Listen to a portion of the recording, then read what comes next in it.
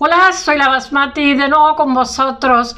Hoy voy a hablar de Rina Lasso Besen, que he leído un artículo sobre ella muy interesante. Yo la conocía, no conozco su obra al 100%, conozco un mural que es el que ahora está expuesto en una sala de arte de, no me acuerdo cómo se llama, de Ciudad de México, que es un lugar importante, pero bueno, tan importante como el lugar de la exposición es la artista, y con motivo de este artículo que he leído he encontrado la posibilidad de hablar de ella. Voy a hablar un poco de lo que ha sido su obra, su trayectoria, y luego hablaré un poquitín de su biografía. Tengo muchísima información y no sé, últimamente me acoto el tiempo porque no quiero tampoco ser abusona ya que pongo mucha más cantidad de información en el blog, ya sea de vídeos, imágenes, etcétera. Y aquí, que es un canal de difusión, lo que quiero es crear una especie de síntesis que genere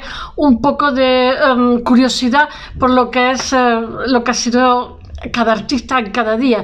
Y hoy es el día de Rina Lasso, que en los españoles decimos Rina Lazo, seguramente allí será Rina Lasso, y bueno, que es guatemalteca, y tiene una exposición de un mural que tarda 10 años en hacerlo, sus últimos 10 años, y muere 2 días después de terminarlo, y no lo consigue, ahora lo contaré, no consigue verlo puesto porque tenía montones de andamios, el mural gigantesco, y ella no consigue verlo en su totalidad, pero bueno, es la que lo hace, y además se encontraba muy satisfecha de haberlo conseguido terminar, porque fue extenuante y agotador, y ella estuvo trabajando prácticamente hasta el día de morirse, y es una mujer que me ha sorprendido muchísimo. Yo os digo que yo solamente conocía una obra de ella, y me ha sorprendido muchísimo. La he titulado Rina Lasso y el monopolio masculino de la pintura mural, porque yo tengo muy asociada a la pintura mural a Diego Rivera, que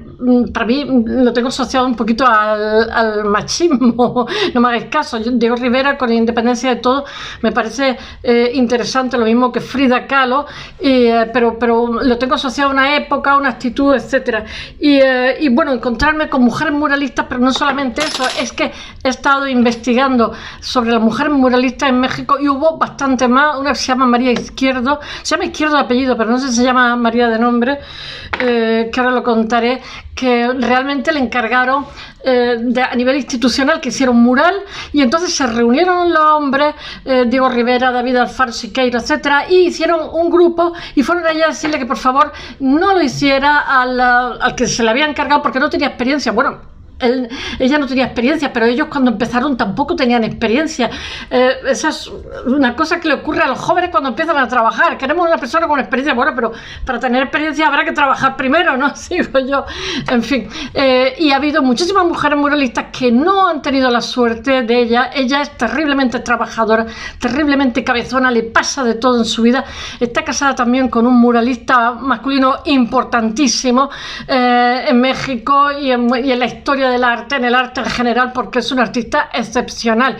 Pero ella va a tener crítica, va a tener polémica, sobre todo en los años 50, cuando en el año 68 ella va a pertenecer al Partido Comunista, tenía un compromiso social muy grande. Ella en el año 68 está encarcelada, la encarcelan injustamente, ella era mayor, y la tienen 3 años presa.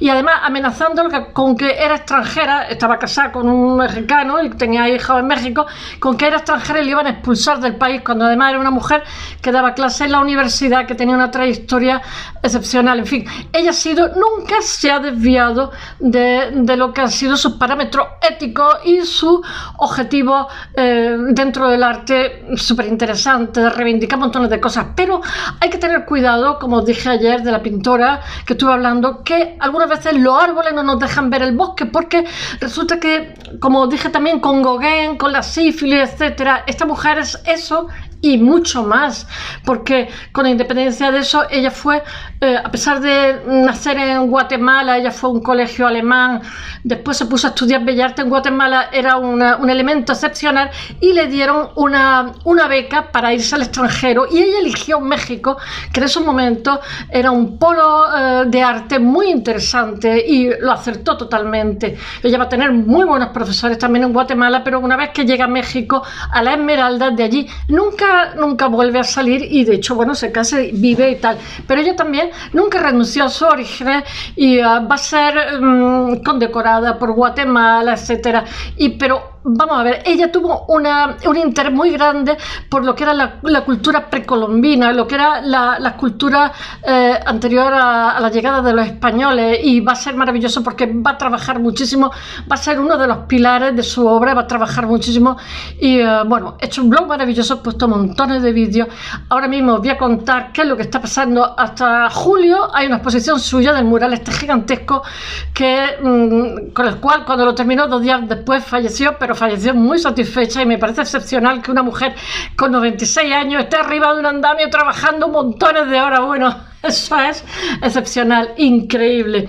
Bueno, es la primera mujer muralista en el Palacio de Bellas Artes. El Palacio de Bellas Artes, lo que no me acordaba, que esta exposición va a estar hasta el mes de julio. Es la primera mujer muralista en exponer allí, con Xilabá, que es el inframundo. Es el libro de los mayas. Ella tiene fascinación totalmente con los mayas. Esta es la obra cumbre de esta artista. Es la que yo conocía. Esta artista, que es de nacimiento guatemalteca, pero bueno, vive toda su vida en México. Está hasta el 24 de julio expuesta. Este es el artículo que he leído hoy y que me ha fascinado totalmente, porque yo desconocía totalmente su biografía. Yo creía que era mexicana, puesto que los muralistas pertenecen a una tradición de los años 20 de la escuela mexicana, la escuela muralismo mexicana, que tuvo muchísima influencia, pero en Estados Unidos, en todos sitios.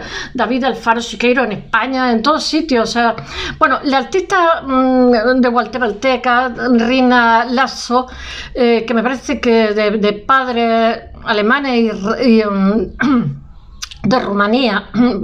Lo de Rumanía lo supongo porque es condecorada con una medalla del gobierno rumano. Voy a cerrar porque tengo reflejo en las gafas. Bueno, ella termina Xibalbá,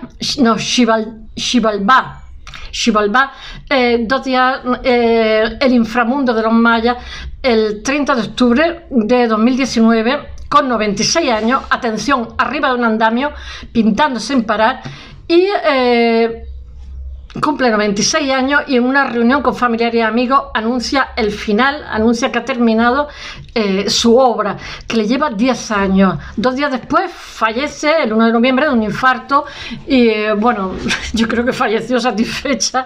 Después, no me extraña porque es que, ¿sabéis lo que es pintar en Bellas Artes en Italia? Lo pongo que si no me corta la cabeza. En Bellas Artes en Italia enseñan a pintar pintura mural y es de las cosas más complicadas que hay, porque no es en absoluto fácil. Muchas veces yo tengo un máster de restauración de pintura mural y es complicadísimo, pero muy complicado, más de lo que podéis imaginar, más de lo que aparenta. Bueno, para eso estaban los profesionales. Ella realmente, el maestro que va a tener va a ser Diego Rivera, y ella dice, o sea, ella en contra de toda la fama que tenía Diego Rivera de mujeriego, de que trabajaba muchísimas horas y explotaba a su asistente, etcétera. Ella va a hablar siempre maravillas de Diego Rivera. Tenía fama de explotador porque él era muy bestia trabajando, y entonces a su asistente le exigía la misma capacidad de trabajo y no necesariamente trabajar montones de horas. En fin, la gente no estaba muy contenta con él. Sin embargo, ella dice que es con quien aprende, y de hecho es la mano derecha de Diego Rivera, con quien va a trabajar en montones. Con el primero que trabaja es ese que es para un hotel que es muy famoso, no sé qué, la Alameda, que es como toda la historia de México, que está Zapata, en fin, que ya hablé hace como 15 días o un mes, no me acuerdo cuánto tiempo hablé, y ella va a estar ahí, y a partir de ahí él la requiere en todos los trabajos. Y claro, ella dice que no solamente aprende la composición y tal, sino también aprende el proceso de investigación antes de abordar un mural, que es un proceso de investigación grande, ¿no? Todo eso lo aprende de la mano de Rivera, que fue un maestro maravilloso para ella. Además, ella lo dice, que tuvo muchos maestros, pero realmente su maestro fue Rivera. Bueno, sigamos con su vida. 2 días después de terminar el mural, el 1 de noviembre fallece en su casa de Coyoacán, Ciudad de México. No sé si esa casa, me parece que en el 2006 sus hijos le hicieron una galería de arte. Me parece estupendísimo. Y además una forma de que no muera la casa también. Bueno, ella nunca contempla esta pieza porque realmente los andamios tapaban gran parte de la obra. Porque para pintar la parte superior, que es lo que estaba haciendo, pues tenía todo cubierto de andamios. Cubría más de la mitad. Bueno, entonces no la vio colocada. Bueno, esta pieza realmente es un hito en el arte mexicano. No sé qué más puedo decir. Al ser el primer mural hecho por una mujer que se exhibe en el Museo del Palacio de Bellas Artes y que aunque la autora no consiguió verlo en su totalidad, bueno, pues se cumple el sueño de que miles de personas lo puedan disfrutar, que era el objetivo. Ella tiene una sensibilidad social grandísima, está adscrita al Partido Comunista. Ya sabéis que México tiene una pésima distribución de la renta, como pasa en casi toda América Latina, como ocurre también en Brasil, que ya se lleva la palma, porque son el 2% de la población lo tiene todo, o sea, son riquísimos, y el resto hay hambre en estos momentos. 30 y tantos millones de personas están pasando hambre por una mala gestión del Bolsonaro ese, en fin. Callemos un tupido velo. Bueno, Rina García Lazo cuenta que el proceso de elaboración del mural fue largo e intermitente. Dice, su hija tardó muchos años, tengo que leerlo, porque comenzó y lo dejaba y se ponía a hacer cualquier otra cosa. Entonces pasaban meses que no pintaba el mural, pintaba otras cosas, pero siempre fue un cariño el que le tuvo ese mural y siempre decía, lo tengo que terminar. Bueno, la hija es hija de nuestra pintora y de Arturo García Bustos. Y ella es muy meticulosa, es muy minuciosa con cada pincelada que le da este lienzo de 2,70 metros y de 5 metros de ancho. 2,70 metros de alto por 5 de ancho. Son 5 metros, son muchos metros. A sus 95 años no titubeaba para subirse ¿cómo se llama? A los andamios, con 96 años, por favor, que requiere para alcanzar los rincones más altos del bastidor y plasmar elementos de lo que era la cosmología maya. Dice la hija, estoy segura de que a esta obra mi madre le entregó todo su amor. Tengo que leer lo que dice la hija porque no me lo sé de memoria. Plasmó todo lo que ella quería sobre la cultura maya, que de alguna forma la gente pudiese apreciarlo. Ella sabía desde el fondo de su corazón todo lo que quería imprimir en esta obra. Y bueno, el mural está lleno de referencia al Popol Vuh, o algo así se llama, VUH, que es el libro sagrado de los mayas. Y a diferencia de piezas artísticas de esa misma cultura con la cual Lazo está vinculada desde su infancia, porque ella nació en Guatemala. En Guatemala ahora mismo mis profesores, cuando estaba en la facultad, había un grupo que se dedicaba a investigar las tumbas, porque tenían como muchos colores, muchos pigmentos, y entonces de hecho siguen allí, y bueno, en realidad se iban turnando químicos, se iban internando tal, porque la cultura de allí les parecía súper interesante. Entonces bueno, y yo decía, pero bueno, ¿qué cobráis? Decía, no cobramos nada, nos pagan el avión, allí dormimos en un camastro y nos pasamos meses investigando porque nos resulta muy interesante y nos vamos turnando. Eso os hablo de la Facultad de Valencia de Bellas Artes. Bueno, a pesar de su nombre, esta obra hace un recorrido no solo por el inframundo de los mayas, sino también por toda la cosmología maya, que es muy interesante. Ella va a hacer un calco bueno, ahora lo contaré, de una obra. Ella, cuando se hace el Museo Antropológico, llama a su marido a que haga mural y tal, pero ella no la llama. Y entonces le preguntan si, esto lo cuenta la curadora, que es además investigadora suya, si no se sentía marginada y tal. Y ella dice que no, que en absoluto, porque en esa época estuvo haciendo un calco ¿cómo se llama?, de murales mayas y de tal, que después lo traspasó a obra suya y tal, y que fue mucho más enriquecedor porque después le volvieron a encargar cosas. Ya sabéis que los artistas, como todas las profesiones liberales, pues un día están en la cresta, otro día están abajo, otro día están arriba, pero que ella no se desvió nunca de lo que era su discurso poético. Bueno, Esta cosmología está dentro de lo que es el mural, está dividida en 3 planos, que es el cielo, la tierra y el inframundo. A mí me da miedo, esa cosmología en América. Bueno, para realizarla, además de dedicar muchísimo tiempo al estudio, la artista lo que hizo es ir a unas grutas que hay de Candelaria en la zona central de Guatemala. Ya os digo que en Guatemala y españoles investigando también les resulta muy interesante, y poder representarla a la perfección en lo que va a ser su obra. Dice: estoy segura de que a esta obra mi madre, habla la hija, le entregó todo su amor, plasmó todo lo que ella quería sobre la cultura maya. Bueno, después hay una curadora que está oyendo, he puesto un vídeo sobre que habla sobre la vida de esta mujer, de esta artista maravillosa, que se llama Dina Komisarenko. Y ahora os voy a contar cosas que Dina Komisarenko, no sé si tiene un doctorado, en fin, es la comisaria de esta exposición, y es realmente la que sabe muchísimo sobre todo, aparte de que conoció muy bien al artista durante años, etcétera.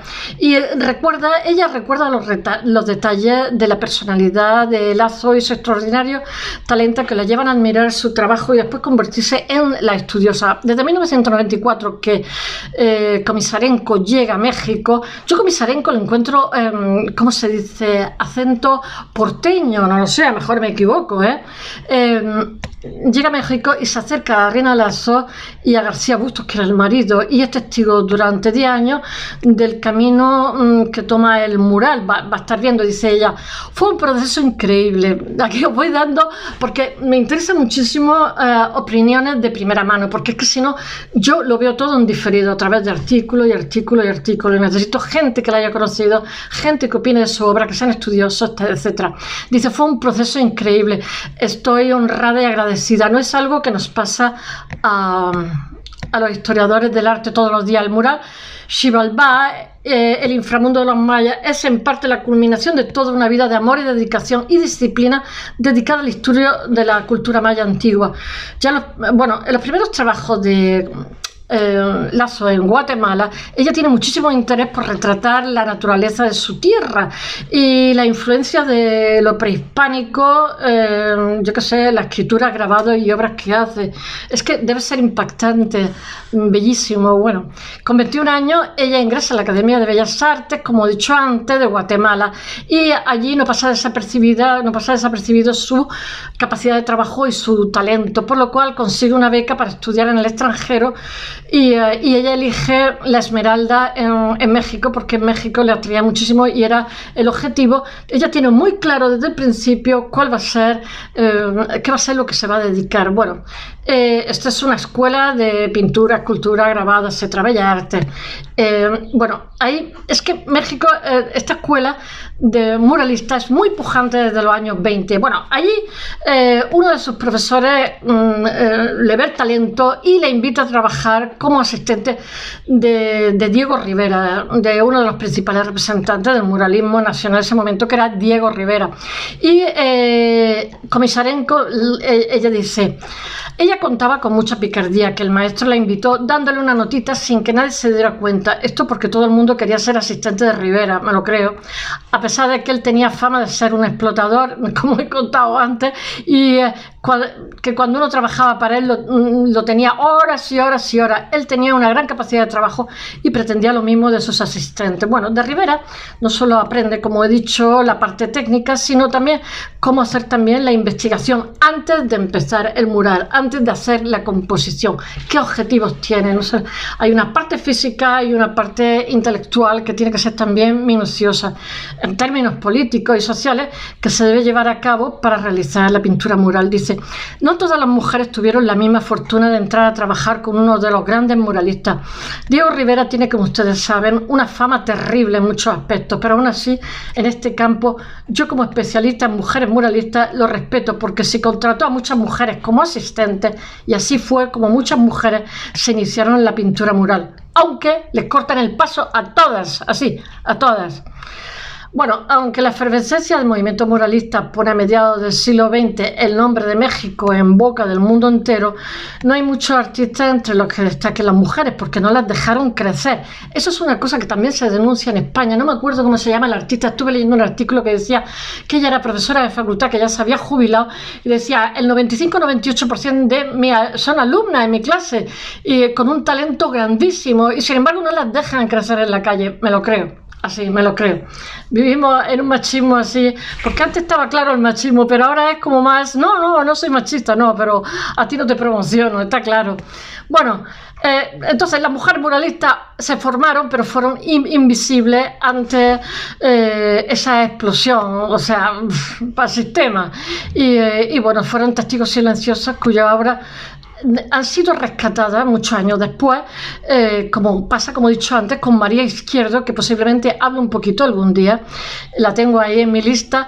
Y en 1945 la artista mexicana es contratada por el gobierno del Distrito Federal, ahora Ciudad de México, para realizar un mural en el edificio del Zócalo de la ciudad. Cuando empieza a trabajar, ella, vamos a ver una cosa, cuando se pone a trabajar, que no lo he dicho, ahora lo contaré, con Rivera, me voy a poner un límite de tiempo porque si no me expando como el gas. Ella conoce a Frida Kahlo, entonces Frida Kahlo tiene también unos asistentes, etcétera, y ahí es donde conoce al marido, que les llamaban los Fridos.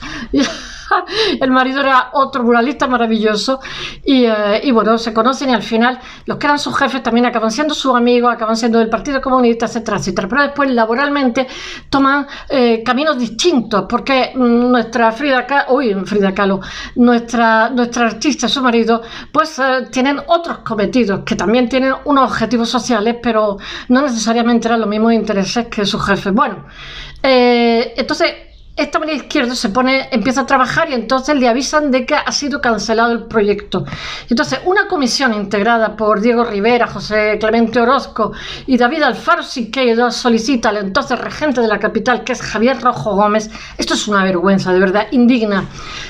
O sea, era el primer trabajo de la pobrecilla, que tenía un talento que pa' qué, la María Izquierdo, que destituye a Izquierdo aduciendo que no tiene experiencia en la pintura mural. Y entonces cuenta la curadora, es cierto, ella no tenía experiencia, pero ellos tampoco cuando empezaron a hacer sus primeros murales, es obvio. Son estas paradojas muy tristes, porque eso nos priva de tener unos murales que yo creo que habrían sido extraordinarios. Esto lo está contando Komisarenko, que es la comisaria de este mural, que se expone ahora mismo hasta julio en la Ciudad de México. Bueno, a partir de este suceso, la artista mexicana denuncia la existencia de un monopolio masculino en la pintura mural. Ni que lo diga, yo lo tenía también asociado así. Algo que procura rechazo y censura por parte de críticos y artistas de la época. Bueno, ahora voy a contar un poquitín su biografía, pero solamente un poquitín. Reina Lasso Bassen es una pintora guatemalteca que nace, que forma parte del movimiento del muralismo mexicano, que venía desde los años 20, pero que se hace presente en los años 50, porque realmente es una explosión. Ella nace en la ciudad de Guatemala el 30 de octubre de 1923, creo, y muere en 2016. 96 años trabajando casi hasta el último día. El antepenúltimo día. Bueno, además hasta 2019, además de su obra mural, hace otra también en óleo de formatos pequeños como lienzos. Ella ha expuesto en Austria, en Alemania, en España, en montones de sitios de todo el mundo. No os creáis que es una artista que se ciñe solamente a México, con la historia de México. Ella tiene también una trayectoria dentro de lo que es la pintura. Bueno, lo que pasa es que es más famosa por su pintura mural, porque tiene cosas maravillosas. Estos han sido expuestos en México y otros países, convirtiéndolo en una de las artistas más conocidas de Guatemala. Es hija de Arturo Lasso y de Melania Basel. Ella estudia en el colegio alemán y después su infancia transcurre en Cobán, donde mantiene contacto con el pueblo maya, y ahí tiene la fijación que tiene con los mayas porque le viene de pequeña. Bueno, eso está presente siempre en su obra. Ella ingresa en la Academia de Bellas Artes, hoy Escuela Nacional de Artes Plásticas Rafael Rodríguez Padilla, en 1944. Durante una época trabaja como asistente del artista Julio Urruela, con el que colabora en los murales del Palacio Nacional de Cultura de Guatemala. Ella está condecorada por Guatemala también. En 1945 consigue una beca del presidente Juan José Arévalo para estudiar en México en la Esmeralda, que es otro lugar de bellas artes, escultura, grabado, la Esmeralda, que es un sitio bastante famoso. México era un foco artístico maravilloso. Ella hubiera podido irse donde hubiera querido, y quiso México. Vuelvo a repetirlo. En este motivo, porque este es el motivo por el que sale del país y que en estos momentos era súper, yo qué sé, pensar en una mujer en los años 40 que le dan una beca al país de al lado, que es jovencísima, tiene 22 años. Entre los profesores que Lazo se encuentra en la Esmeralda están Carlos Orozco, Jesús Orozco, Alfredo Salce, bueno, Manuel Rodríguez. Son gente conocida, que vosotros no lo conocéis, pero alguno me suena. Pero su maestro principal, por supuesto, es Rivera, a través del cual conoce a Frida Kahlo. Y sus primeras obras tienen muchísimo que ver con Rivera. Es que su asistente, me atraganto y todo, es su asistente. Y es normal que ella arrastre, porque claro, te mimetizas con los grandes, ¿no? Y ella es muy jovencita y me parece que trabaja un montón de años con él, hasta su muerte, que es en 1957. Bueno, está vinculada a Rivera, sus primeras obras y los temas que tiene. Bueno, debido a la relación con la pareja de Frida Kahlo y Rivera, se une al Partido Comunista y también eso hace que conozca a su marido Arturo García Busto, quien es uno de los estudiantes de Frida Kahlo, que se conocen como los Fridos, que eso me ha hecho muchísimas gracias. En 1949 se casa cuando tiene 24 años, que esta mujer tenía un currículum de no parar. Bueno, la pareja se traslada a Coyoacán, a una casa ubicada en el barrio de La Conchita, que le llaman la Casa Colorada, que en el 2006, como he dicho antes, sus hijos lo convierten en galería para los artistas. Su carrera comienza poco después de ingresar en la Escuela Nacional de Pintura, la Esmeralda, cuando Diego Rivera la toma de asistente en 1947 durante 10 años, hasta la muerte de Diego Rivera en 1957. Es bueno, como decía, no me acuerdo el escultor, que decía que a la sombra que le dice Rodin que trabaje para él, y le dice no, que a la sombra de árbol grande no crece árbol pequeño. Ella también empezó a crecer más a partir de que iba haciendo su obra, empezó a crecer más a partir de que no trabajaba para su maestro. Bueno, y la primera obra que hace con Rivera es la del Hotel El Prado, que os he hablado de ella, que es una tarde dominical en la Alameda Central, que es una maravilla, es una preciosidad. En esta colabora con el muralista, que la considera su brazo derecho y su mejor estudiante, porque era igual de bestia trabajando que él. A partir de esa fecha y hasta la muerte del pintor en 1957, Lazo trabaja un número importante de murales y la dota de una grandísima experiencia. Dentro de este periodo de tiempo,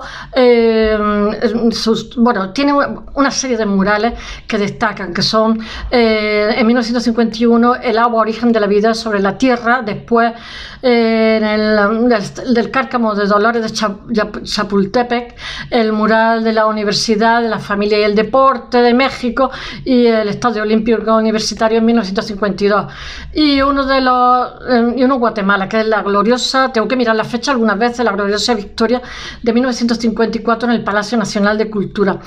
Este último mural genera muchísima controversia debido a que escenifica la intervención norteamericana por medio de la guerrilla guatemalteca, la misma que desencadena la caída del gobierno de Jacobo Arbenz. En su obra individual, Riena Lazo realiza un número importante de murales frescos de vinilo, estuco en Guatemala, así como en distintos lugares de México. Ella tiene una obra pero gigantesca, Además, ella dice que eso que le preguntaran por su estilo, por su discurso, decía, yo no lo sé, yo lo único que sé es que me pongo a trabajar, tiene las manos muy grandes y eso va saliendo y al final va generando un estilo propio. Decía, primero el trabajo y después pensar en lo que he hecho, aunque era muy minuciosa, llevaba muy programado lo que iba a hacer, por lo menos a nivel de composición. Eso había aprendido su maestro Rivera. Bueno, Antes de su matrimonio crea un mural en la escuela rural de Temixco, mientras que a la espera de que el Partido Comunista se reorganice en Morelos. Después, su siguiente mural es, ella tiene trayectoria, está trabajando a la par que trabaja con Diego Rivera, que no es poco, que la exprime como si fuera un limón. Después, el siguiente mural se llama Tierra Fértil, que es de 1954, basada en la escena de la zona de Tikal en el Museo de la Universidad de San Carlos, en Guatemala. Hay otro trabajo incluido en su tierra natal que se llama Venceremos, de 1959, por el que recibe diversos reconocimientos. Después, en 1996, realiza reproducciones de los murales precolombinos de Bonampak. Ella explica, la curadora, que ella hace unos calcos que después integra a su pintura, y que en esta época no la invitan a la inauguración a trabajar en el Museo de Antropología, que sí que invitan al marido, que era muy buen artista también, pero dice ella que lo que hace, aunque no tiene relevancia el calco y tal, después sí que tiene relevancia porque lo pasa a obra suya y le da un carácter muy interesante. El primero y el más grande se encuentra en el Museo Nacional de Antropología de Ciudad de México, a petición de Pedro Ramírez Vázquez. Se trata de un calco realizado directamente de los murales del sitio arqueológico. Este trabajo le da paso a otro mural de paneles móviles para una compañía de televisión y tiempo después.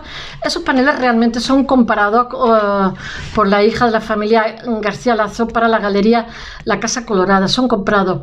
Después, en 1995, ella crea otro mural para el Museo de Antropología, que en un principio no la habían invitado, y al final va a estar más presente que nadie, porque ella va creciendo también, ¿cómo diría yo? En aceptación, ya que va generando obra. Ella dice que no para, a pesar de estar presa 3 años, a pesar de tal, ella tiene un objetivo y va hacia allí. Se llama Venerable Abuelo Maíz, me hace mucha gracia el título. Aunque la pareja García Lazo aprende con los Rivera Kahlo, normalmente no trabajan juntos, porque ellos tienen diversidad de intereses que les mueve y les separa también de sus maestros. Es normal. Pese a lo anterior, en 1997 trabaja en el diseño y la realización de un mural transportable de 2x7 por 7 metros. Ya vale, qué tamaño, 7 metros, llamado Realidad y Sueño en el Mundo Maya, mágico encuentro entre hombres y dioses. Por eso he dicho que no nos quedemos solamente con sus reivindicaciones sociales, con su pertenencia al Partido Comunista, porque su obra es mucho más que todo eso. Es una dimensión que, digamos, la desborda. Tenemos que ver lo que es la parte humana del individuo y tenemos que ver la parte artística y ella tiene una trayectoria gigante. Bueno, es inaugurada en el Hotel Casa Turquesa en Cancún. Bueno, su trabajo en lienzo es menos conocido. Su primera obra premiada en 1944, que Por los Caminos de la Libertad. Es que, claro, en América hay muchísimo que reivindicar. Expone en Alemania, Austria, Francia, Estados Unidos, México, Corea, yo qué sé, Guatemala, infinidad de países. Esta trayectoria y sus cuadros, esta trayectoria la convierte en pintora guatemalteca más afamada, pobrecita.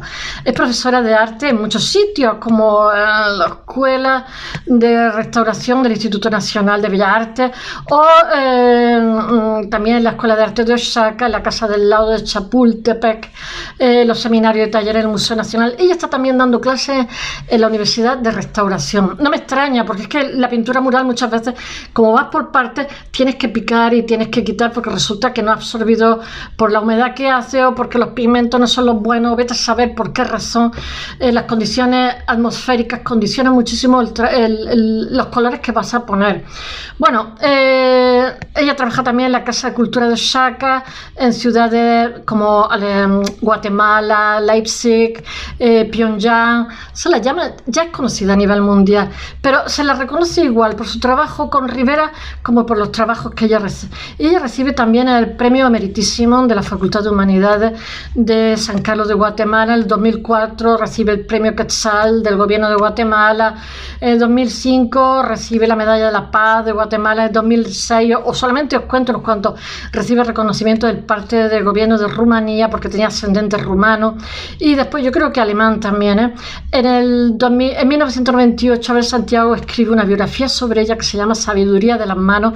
Qué bonito, Sabiduría de las manos, con textos de muchísima gente, ¿cómo se llama? Andrea Inestrosa, en fin, de 9 o 10 personas que escriben homenajeándola. Tiene una serie de homenajes en varios lugares, tales como el Museo Mural de Diego Rivera. En el 2010 la Embajada Mexicana en Guatemala le rinde tributo con una exposición de paneles del mural Bonampak en el Centro Cultural Luis Cardosa y Aragón. En 2011 ella y su marido son invitados a Estados Unidos a hablar de su trayectoria con Diego Rivera. En 1964 es integrante del Salón de Plástica Mexicana hasta su muerte. Fallece en su casa de Coyoacán, como he dicho, 2 días después de terminar este mural maravilloso del que os he hablado en 2019, a 96 años, trabajando hasta el último día encima de un andamio tremendo. Y como, yo que sé, como discípula de Frida Kahlo y parte del muralismo mexicano, ella pertenece a la Escuela Mexicana de Pintura, y ella, trabajando con los muralistas, aprendió que lejos de aislarse debía estar en el centro de las situaciones y observarlas. Ella también, otra de sus influencias muy grandes, Miguel Ángel Asturias, que ella lo conoce de pequeña cuando es niña y después en México se lo vuelve a encontrar. De hecho, Miguel Ángel Asturias escribe sobre ella. Y bueno, no quiero ocupar más tiempo, al final he ocupado muchísimo, hay muchísimo más texto en mi blog y muchísima más información si os apetece. Allí estoy. Bueno, hasta mañana, que hablaré de otro artista. Chao.